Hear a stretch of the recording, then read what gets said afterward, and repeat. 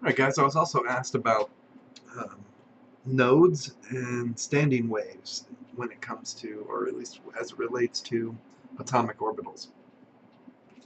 So when we're thinking about atomic orbitals in quantum mechanics, the first thing that we start to realize is that we have this idea that there's this wave function, and the wave function is what describes everything about the quantum particle that we need to know. From a very simplistic view, we can view that wave function as, well, a wave. And let's just say this is the wave function over some interval. Well, a node would be, and this was what the question was specifically about nodes. Node would be a spot where the wave function, and this is what we mean by wave function, psi, that's how we symbolize it, that's when it equals 0.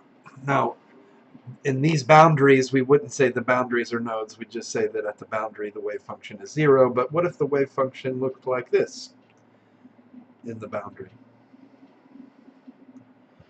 So clearly there's a node here. There's a spot where the wave function, let's see if I can make my arrow look better, there's a spot where the wave function is equal to 0.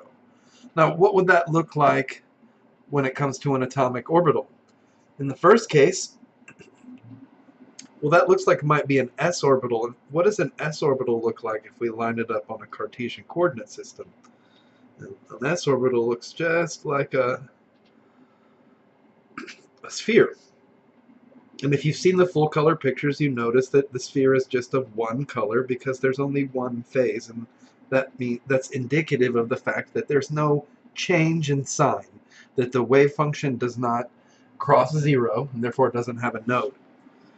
But if we take a look at it in terms of a p orbital, like here,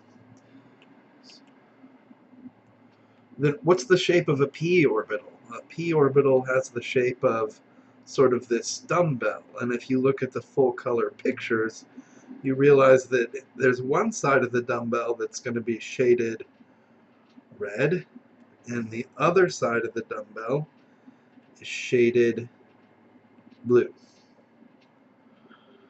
And what happens just right here, right in the middle, what happens right there? What looks like the wave function is equal to 0 right there, and this must be then, that must be a node. And so you can see, anytime the wave function changes sign, goes from blue to red, it must necessarily go through 0, which means the wave function equals 0 at that point, and that's what we call a node. That's all there is to it.